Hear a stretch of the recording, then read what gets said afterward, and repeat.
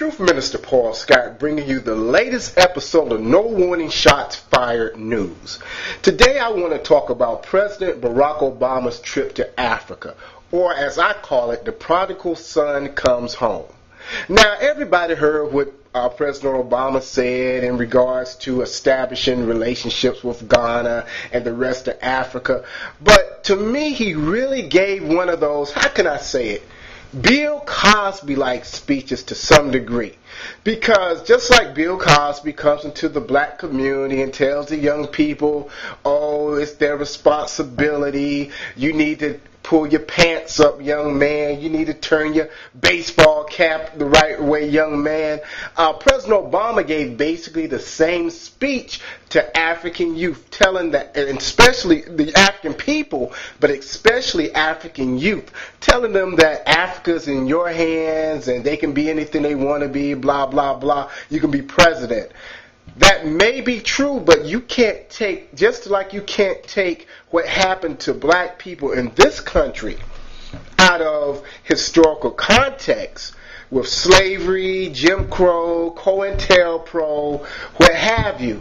You can't take what's happening in Africa away from European colonialism and imperialism. You can't do it. Because really what you start doing when you do that, you start blaming the victim. It's your fault that there's tribalism in Africa. It's your fault that African people are killing each other. It's your fault all the diseases in Africa. When we know that a large portion of that had its origin in European colonialism. But we're not taught that in the school system. We're not taught that in the political arena. So you wind up looking at Africa as doing it to themselves because we really don't read. I want to say that one more time. We really don't read, and when we read, we're reading the romance novels, reading the urban street novels, we're reading hip-hop magazines, but we're really not studying history. And those who don't study history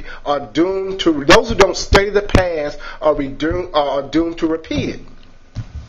There's some books that everybody needs to read to put African colonialism in its proper context. One would be African History by Basil Davidson. Of course, you have to read How Europe Underdeveloped Africa by Walter Rodney.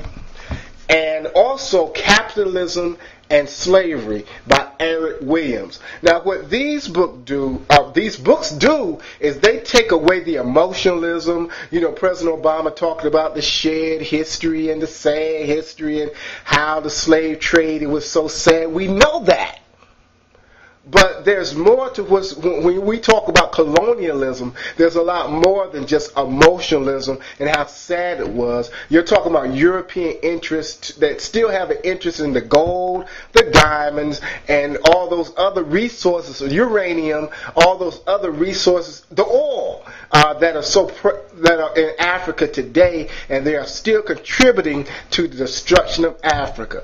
Yes, everybody loves democracy. Everybody wants democracy, but how can the United States say they want democracy in Africa when black children still in 2009 can't even swim in certain swimming pools?